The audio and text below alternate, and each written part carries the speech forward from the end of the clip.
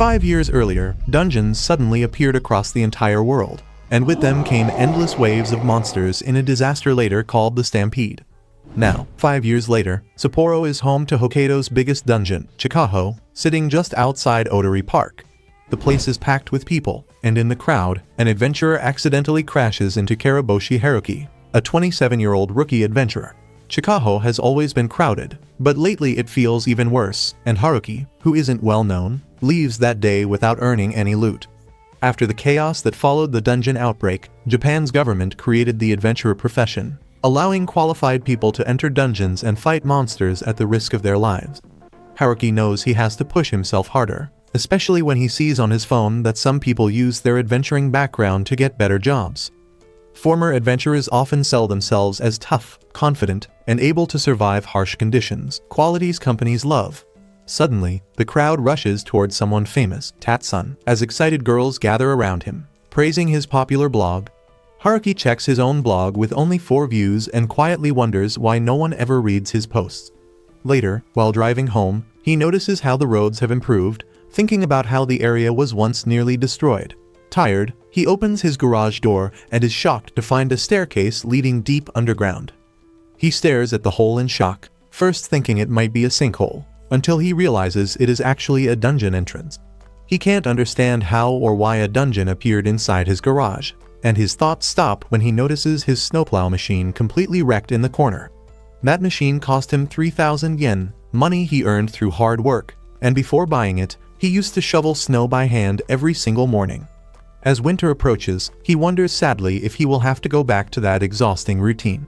While kneeling on the floor, mourning his broken snowplow, he notices a strange screen nearby and picks it up out of curiosity. There is a button on it, and when he presses it, a blinding light explodes from the screen and slams into his body. Panic fills his mind as he fears something foreign has entered him and desperately wants it out. Suddenly, a floating screen appears, showing his name, age, and skill points, and he realizes it is a skill board. Moments later, loud engine sounds echo outside as army vehicles arrive, alerted by Karaboshi's report. The soldiers talk among themselves, confirming this is the house where a dungeon formed in the garage, and ask to speak to the landlord. Haruki greets them, but they ignore him and continue discussing their next steps, saying they should contact the landlord. He speaks up again, louder this time, and they finally freeze in surprise, wondering where he came from since they hadn't noticed him at all. Haruki feels a familiar embarrassment, realizing this is how his life has always been, invisible to others. He once believed becoming an adventurer would make him stand out, but that hope never came true. Even back in school, most classmates barely remembered him, and teachers often passed him by without notice. One of the soldiers apologizes and asks to see his license, and Haruki quickly hands it over, hoping the uncomfortable moment will end soon. Deep down, Karaboshi believes that someday he will become someone impossible to overlook. The army confirms that he never entered the dungeon, and he agrees, which eases their worries since it means they can secure the area safely. Barricades, sandbags, and barbed wire are quickly placed around the garage entrance, and Haruki watches in awe at how fast they work. When he compliments them, they casually reply that speed is part of the job. An officer asks if he lost anything, and Haruki admits his snowplow was destroyed, earning sympathetic reactions from the group. After finishing their setup, the soldiers prepare to leave, and Haruki thanks them, mentioning he plans to train, which earns him a warning to stay cautious. As they drive off, one officer salutes him, leaving Haruki confused about the gesture, especially given his flashy shirt. Once they are gone, he straightens up with determination, steps into the dungeon, places a hand on his chest, and summons the screen again, realizing it only appears inside, where magic items can be gained from chests or defeated monsters.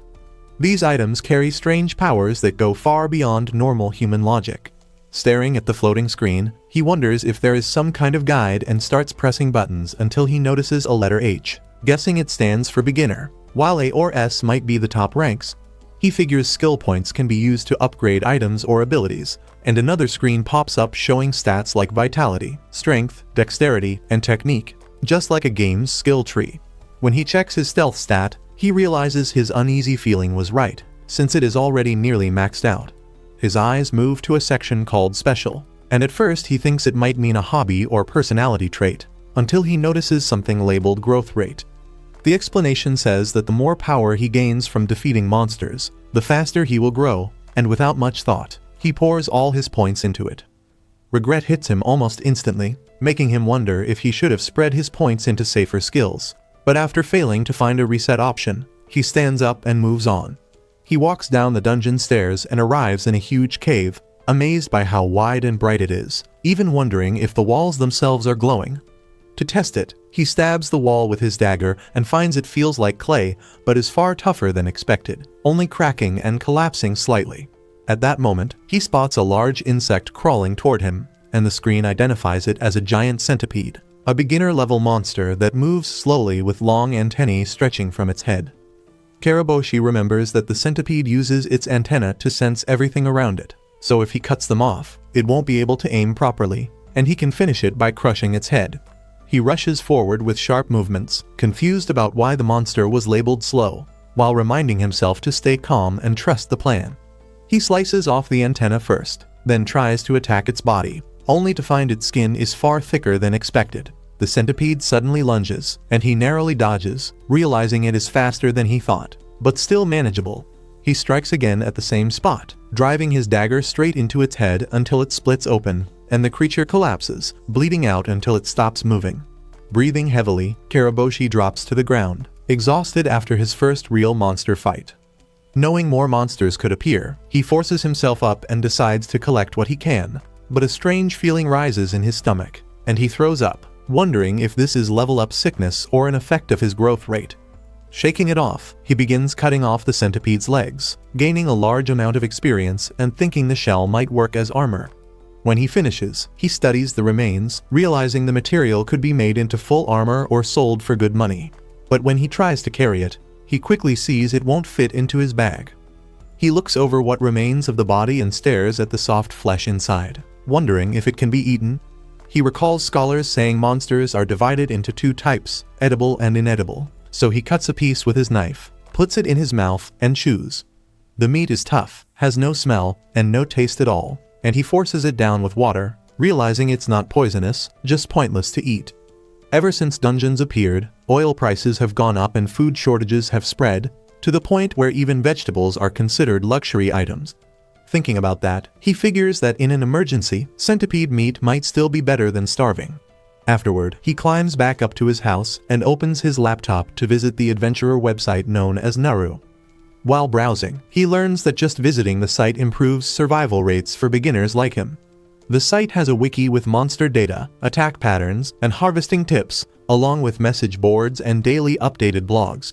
Since having a dungeon appear at home is rare, he decides to post about it on his own blog, convinced this will finally make him popular. An hour passes with almost no change, and he starts doubting whether the internet can really make him famous, especially with over 1 million users ignoring his posts. He even wonders if his view counter is broken, because he doesn't think his writing is worse than the top blogs, yet no one notices it, just as he sees that Bacon-san has already updated his blog again. On Noru, adventurers who reach the top in both views and influence are known as rankers, and gaining that title comes with big benefits like free gear from companies and money earned through collaboration deals. One famous ranker is Bacon-san, a well-loved figure who spends his free time teaching beginners and is known by nicknames such as Muscle, Old Man, and Naked. He prefers to explore dungeons at his own relaxed pace, caring more about having fun than being efficient, yet his strength and skill are unquestionably real. On the complete opposite side is Masatsugu-san, a ranker who is extremely serious, calm, and precise, earning titles like the Strategist, the Hero, and the Unwavering Ranker. He holds the record for diving the deepest into Japan's toughest dungeon, Shinjuku Station. Shiger-san is the only woman among the top 10 rankers, having trained at a dojo since she was young and never losing a single fight.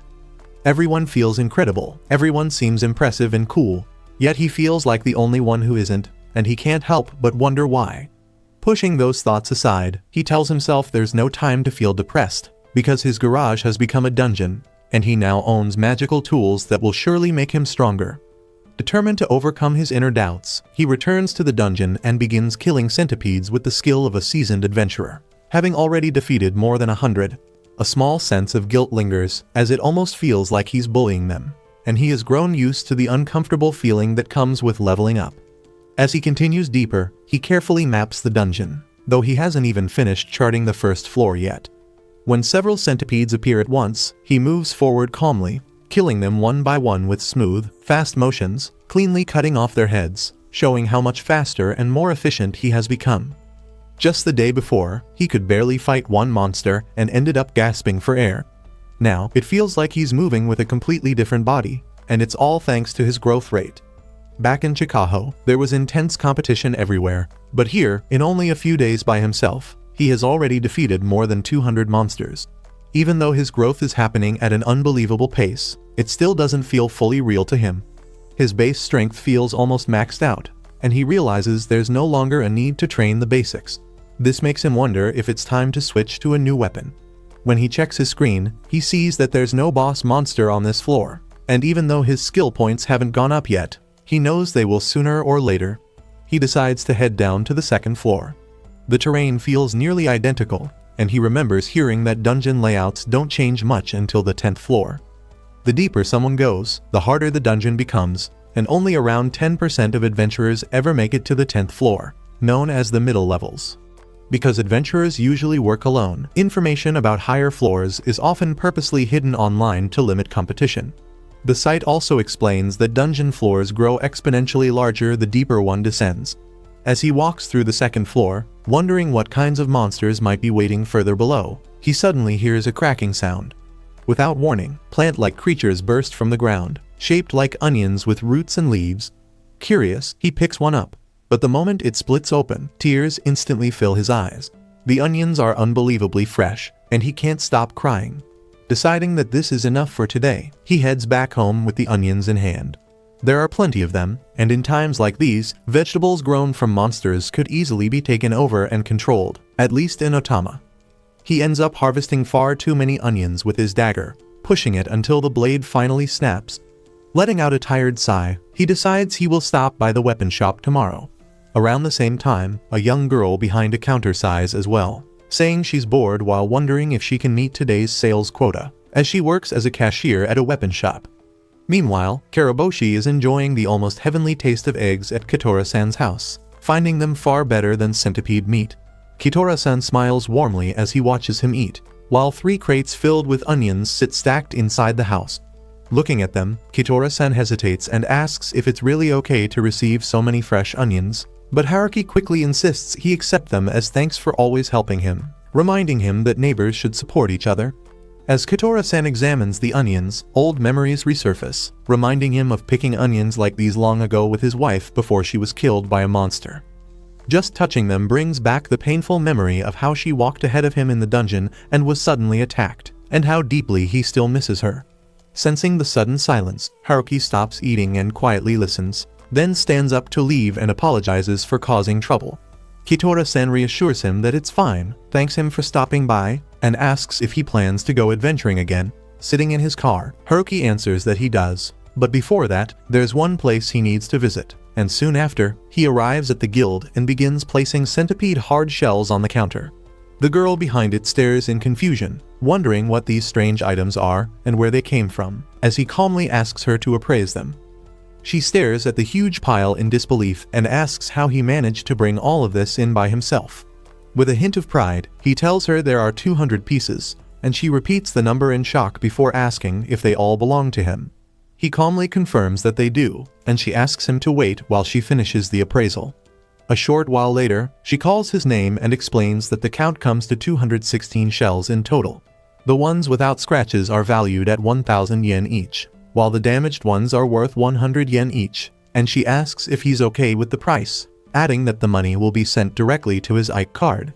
When he sees the total amount of 153,800 yen, his eyes widen in disbelief at how much he earned.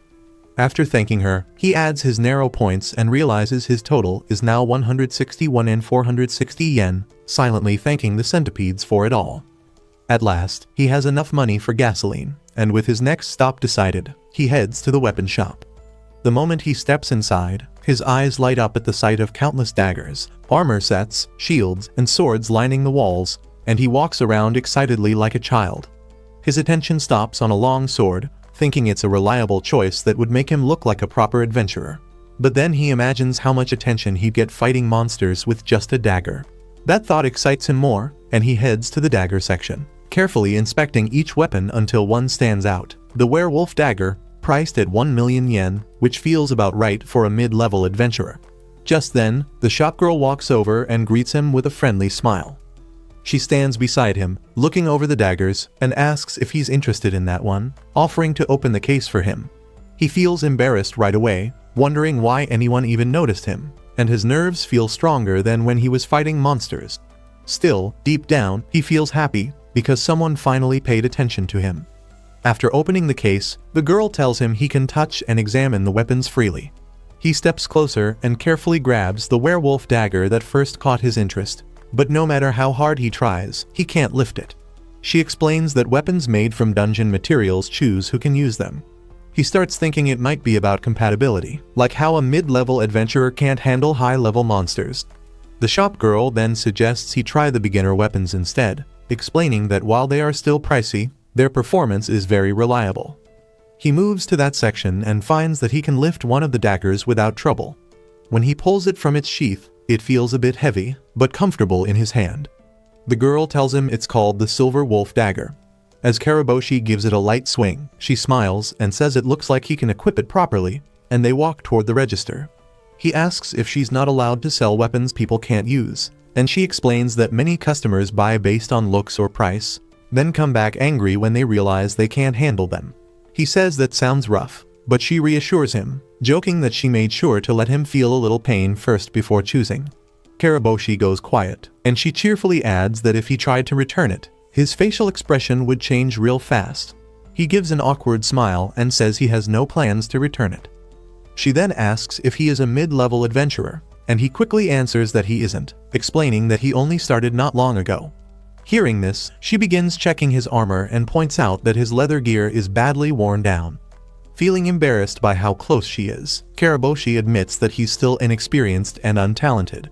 She keeps inspecting the armor, counting the scratches, and then suddenly jumps onto the counter with surprising agility, bringing her face level with his. She firmly says she's being serious and that she's only doing this because she doesn't want him to die. Looking at him with watery, puppy-like eyes, she asks if he thinks she's acting strange, tears starting to form. The moment he sees her cry, he panics and comforts her, quickly saying she's not weird at all. She then calmly explains that without better armor, he could easily lose his life, and in his panic, he blurts out that he'll buy it.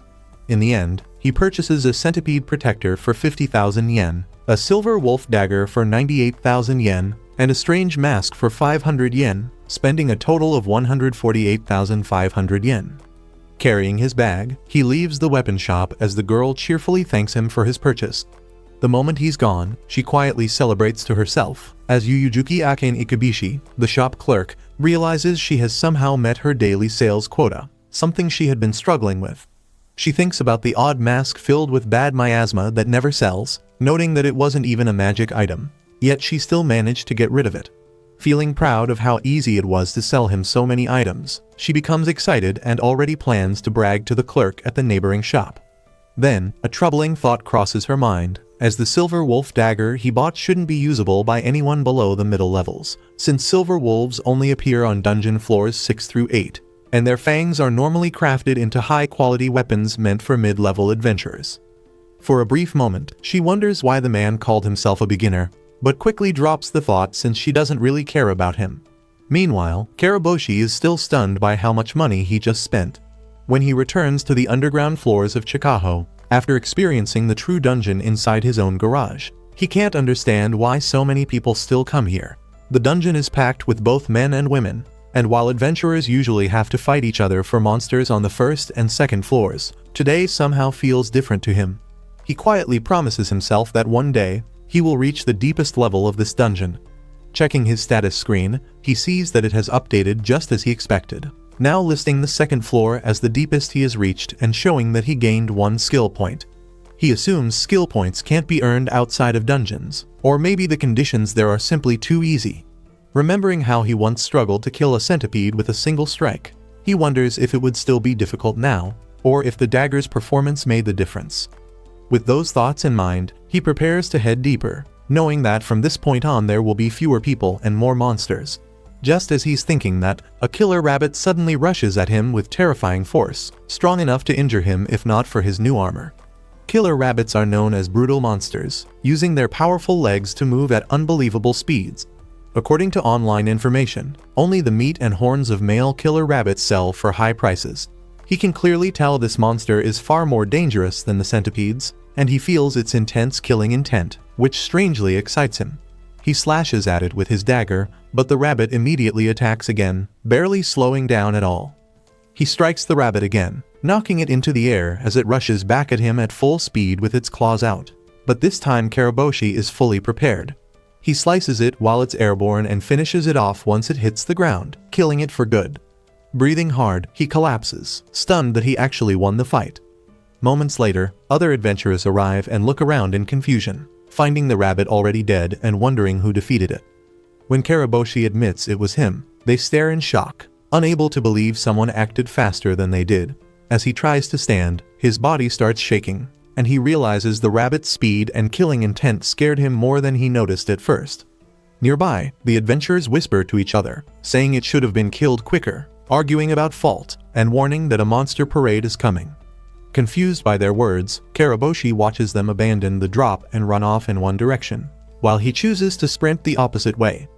At the same time, deep inside the Chikaho dungeon, a girl stands around uncertainly when a few adventurers call out to her, asking if she is Karen-chan.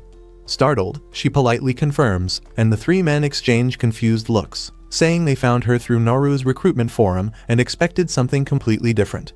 Karen bows and says she looks forward to working with them today, and they return the greeting, introducing themselves as Lars, Shikama, and Haria. Without hesitation, Shikama asks her age, and she calmly answers that she is 18. Haria comments that Karen only just reached the minimum age to join, making Lars frown as he says he doesn't like how young she is and worries she might not be dependable. He jokes that even so, it's still better than being stuck alone with the newbie Shikama, and Haria adds that at least it's not a naked Shikama running around with just a blade. Karen doesn't find the joke funny and instead focuses on checking her equipment. Shikama then says they should move out, suggesting that since Karen is new, she shouldn't overdo it and should simply follow their lead. With determination, she agrees confidently, and Shikama reassures her that it won't be too hard since they usually operate below the 9th floor and can reach it quickly. However, as they travel through the dungeon floors, Karen starts struggling to keep pace, and Shikama ends up supporting her to help her move forward. Haria points out that she looks completely exhausted, and Lars says he's not surprised, since she's a beginner after all. Karen begins doubting herself, as just fighting monsters on that floor makes her feel level up sickness, causing her to question whether she can really continue. When Shikama tries to help her sit down and tells her to rest for a moment, she refuses and insists she's fine now and wants to keep going.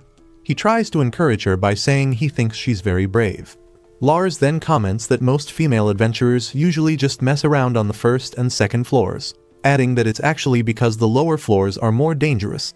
Suddenly, Haria presses his ear against the wall and hears something, and when Lars asks if it's close, Haria answers that it's still far but getting closer. Sensing something is wrong, Karen asks what they plan to do, but as she sits on the ground trying to catch her breath, they simply reply that the answer is obvious, they're going to run. All of them suddenly broke into a run, leaving Karen confused and scared, unable to understand why they were fleeing or what was happening. As they ran, Shikama shouted that a monster parade was coming, explaining that it was a massive movement of monsters inside the dungeon. The reasons for it can differ, but according to what adventurers learn online, the correct response is to retreat immediately when one occurs. Karen tried to stand and follow them, but the noise behind her grew louder with every second, making it clear the parade was already closed. Countless monsters were charging toward them, and she could see the other three getting farther ahead, leaving her behind. Realizing she had no choice, she yelled for them to wait, but they only looked back briefly and shouted at her to hurry up, calling her a reckless newbie. The three started arguing as they ran, with Shikama insisting that he wouldn't be a real man if he abandoned her, while Lars and Haria angrily disagreed, saying that stopping would get them caught by the parade and killed. Still confused and terrified, Karen struggled to catch up, when suddenly, they all stopped at once. Shikama stepped forward and raised his shield, and seeing this, Karen felt a rush of relief, believing they were about to fight and protect her. Feeling grateful to be with experienced adventurers, she moved behind them, thinking it would be safer not to interfere. In the next instant, everything went wrong, as Shikama slammed his shield into her, shoving her straight toward the oncoming monsters. She hit the ground hard and couldn't move, and as she lay there, Shikama coldly apologized and told her she would serve as a decoy. Through her blurred vision, she watched the three of them turn and run, escaping deeper into the dungeon. She tried to call out and stop them, but it was already too late, as the monster parade reached her and the heavy footsteps of killer rabbits closed in. Tears streamed down her face as fear took over, and she screamed for someone to save her, not wanting to die. Hearing her cry rise above the roar of the monster parade, Karaboshi sprinted toward the sound and arrived just as the monsters were about to strike a young girl, surrounded on all sides by killer rabbits. Without hesitation, he prepared to fight, quickly checking his screen and assigning his remaining points, knowing even a slight boost in strength could make a difference. His rank shifted from H to G as the rabbit's claws came dangerously close to her face. Wearing the strange mask and gripping his dagger, Karaboshi slashed through the rabbits, blood spraying everywhere, even across Karen's face. With his new armor and mask, he tore through the monster parade in every direction, striking again and again, and although his strength only increased by 1 point, the change felt overwhelming. His body burned, nausea rose in his stomach, and his head pounded, but the thrill was intense, making him realize this was the true feeling of adventuring. Finally stopping to catch his breath, he saw the rabbits scattered across the ground, and as he sighed in relief, he heard the girl stand up behind him. When he turned around, she froze at the sight of his mask, apologized awkwardly, and before he could react, she grabbed his hand and thanked him for saving her life. Unable to speak properly, he muttered that it was nothing, yet as she held on and confessed she truly believed she was going to die, Karaboshi felt her warmth and knew he was genuinely glad he had been able to save her. Together, they gathered the horns and meat from the killer rabbits, and he thanked her for helping collect the materials. She introduced herself as Karen Kurosaki, and he responded by giving his name, Haruki Karaboshi. She then asked if he planned to keep wearing the mask, and after finishing their packing, they got ready to leave the dungeon. Karen offered to carry part of the load, and he hesitated for a moment before asking if she was really okay with that.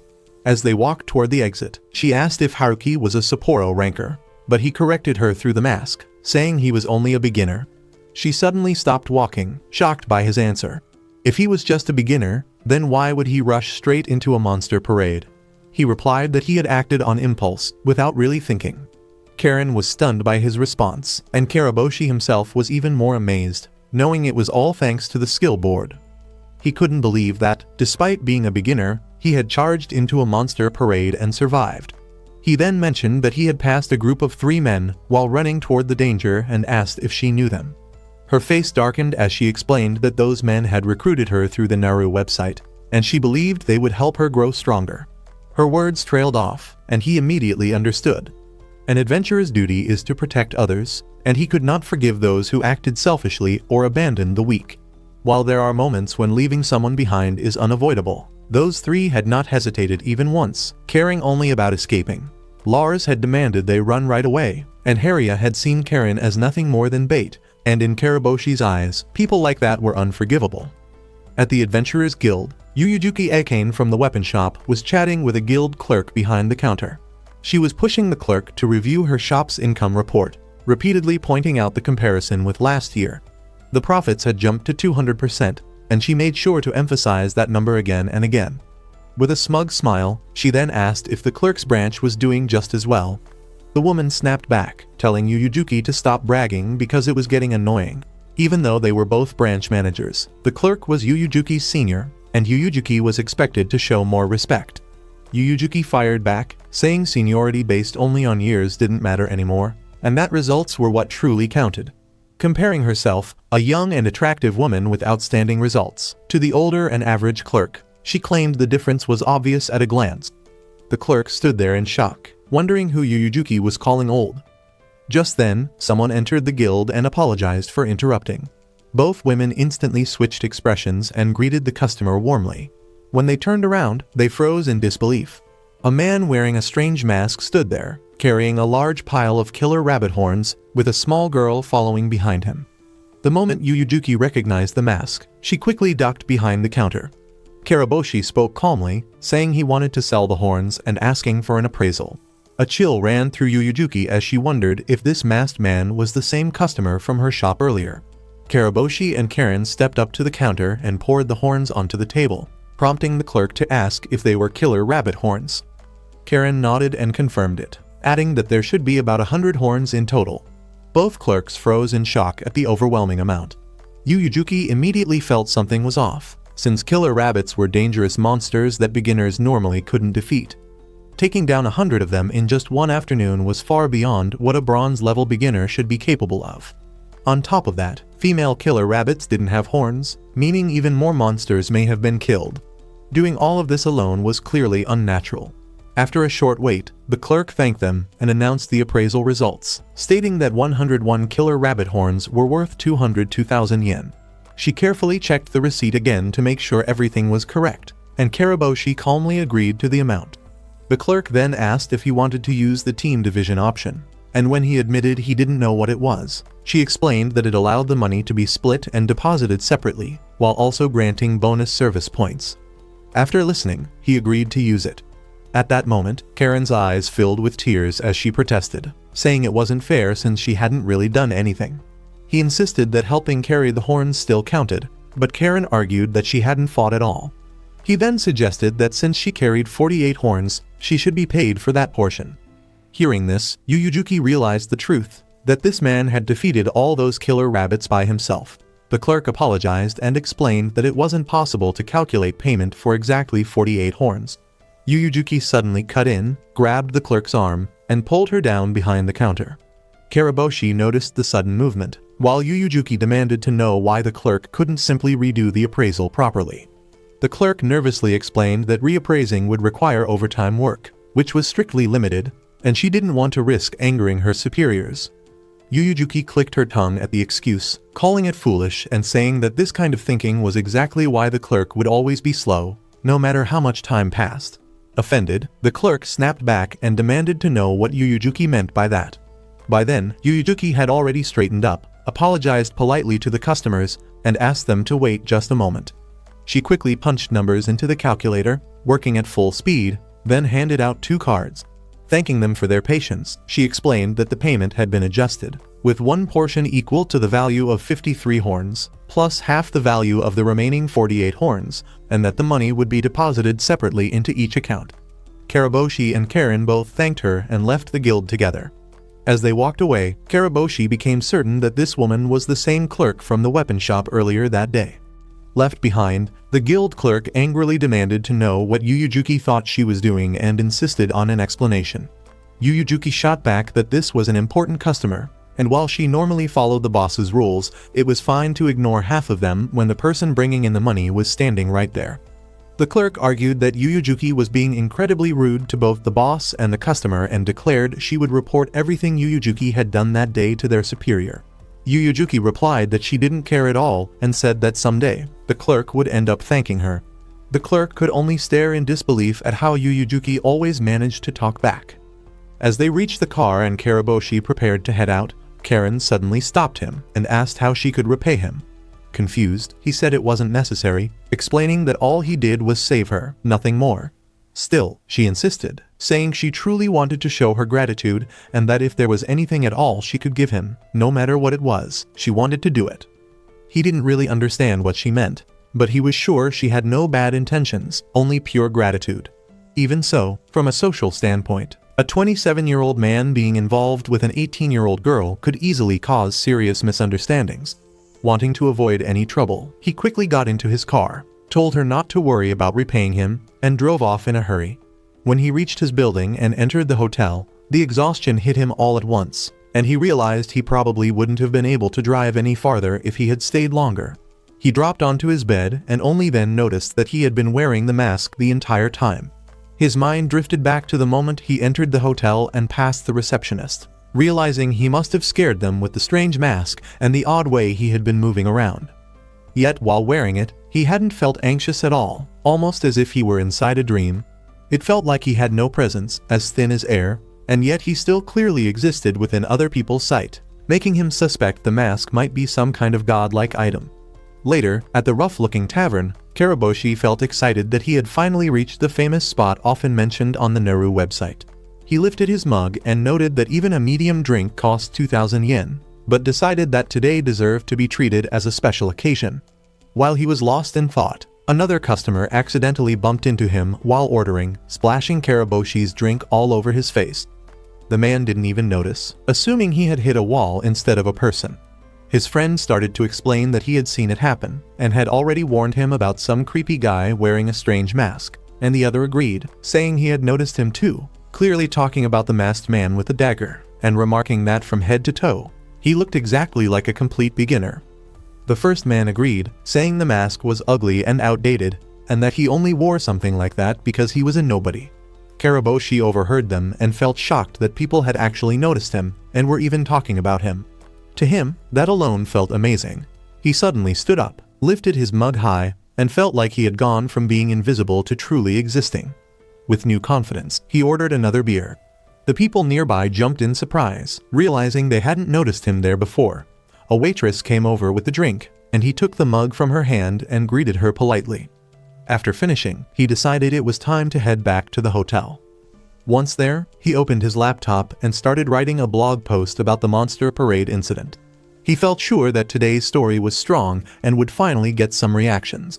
Only then did he remember that the girl he saved had mentioned she also wrote a blog. Curious, he searched and found her post titled "I Was Saved." In it, she wrote that she would never forgive the adventurers who abandoned her and poured out her gratitude toward Karaboshi. When he checked her blog stats, he saw that 143 people had already bookmarked it. Feeling tired, he closed his laptop and went to bed. While he slept, many readers found his own blog, leaving comments accusing him of lying and saying there was no way he could have survived a monster parade suicide charge. Others guessed that Air might be his blogger name and decided to bookmark him, with more people agreeing and doing the same. When he woke up the next morning, he saw that his blog had 5 views and 3 bookmarks. He was filled with joy, because it was the very first time anyone had ever bookmarked his blog. At last, he truly felt seen. He started packing his things, planning to head home, and thought about returning to the garage dungeon to level up again.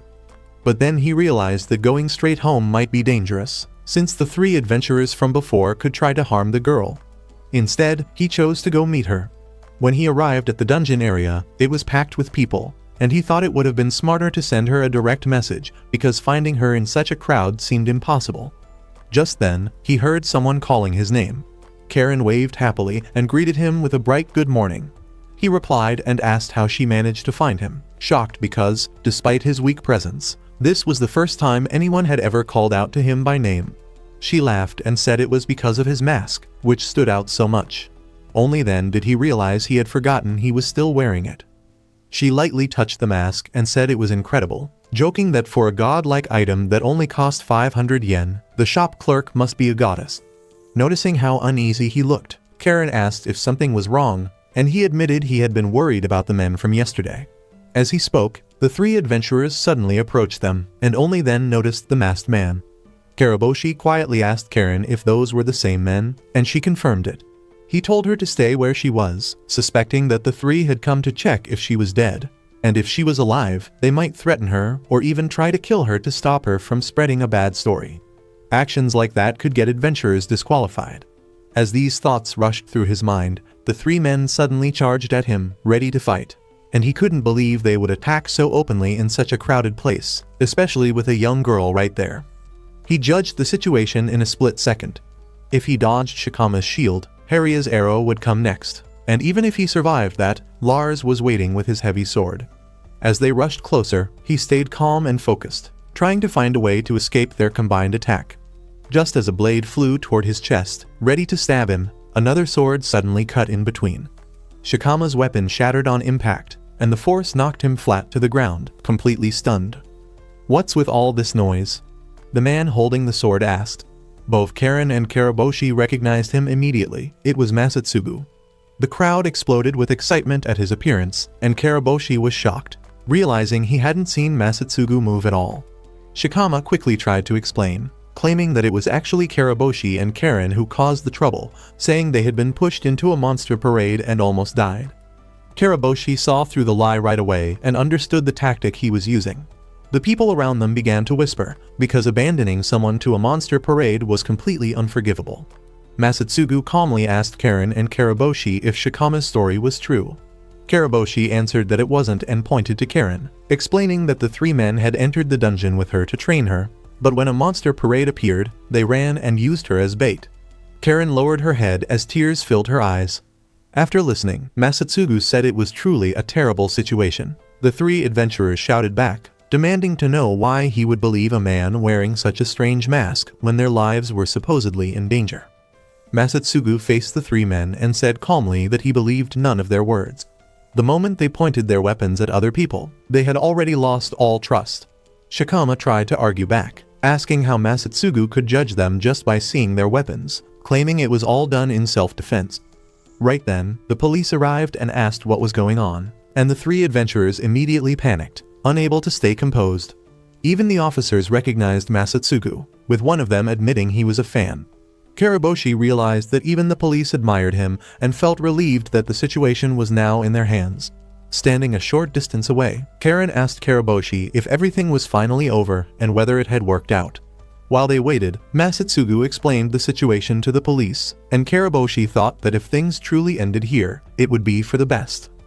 Without asking further questions, the police took the three adventurers away, leaving the final judgment to Masatsugu since no official complaints had been filed.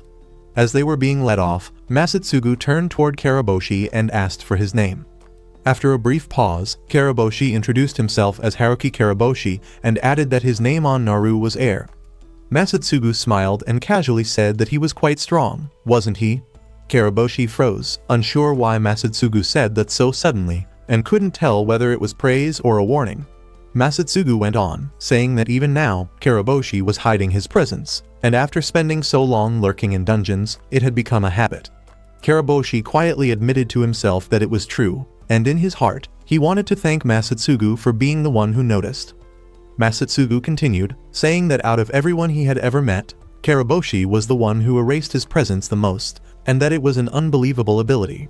He stared straight into Karaboshi's eyes through the mask, then leaned in and quietly told him that it would be best if he stayed away from the city for a while. Karaboshi asked if that meant there was a danger of someone trying to assassinate him. Masatsugu answered honestly that such a risk did exist, and until things settled down, he would deal with those men himself. Karaboshi immediately objected, saying there was no way he could burden him with something like that. Masatsugu frowned and explained that if people started believing this kind of behavior was normal for adventurers, everyone would suffer because of it. He added that even he would find it annoying to be linked to people like them, casting the men a sharp, cold glance. Seeing that harsh expression was unexpected and revealed a side of Masatsugu few ever saw. He then reassured Karaboshi that he would be staying in Riaihoro for some time. Karaboshi asked if it was really okay to leave everything to him, and Masatsugu calmly said it was. He added that those men were rotten to the core, and that he was handling this for his own reasons, telling Karaboshi to remember that. Karaboshi nodded and said he understood. As the crowd erupted, shouting for autographs, Masatsugu grabbed Shikama by the collar and dragged him away. Karaboshi quietly slipped off to the side and opened his screen, checking another person's status for the first time, especially that of a top-ranked adventurer. Chances like this were rare, so he wanted to use it as a reference, but the moment he saw the overwhelming numbers displayed, he realized there was nothing he could possibly learn from it.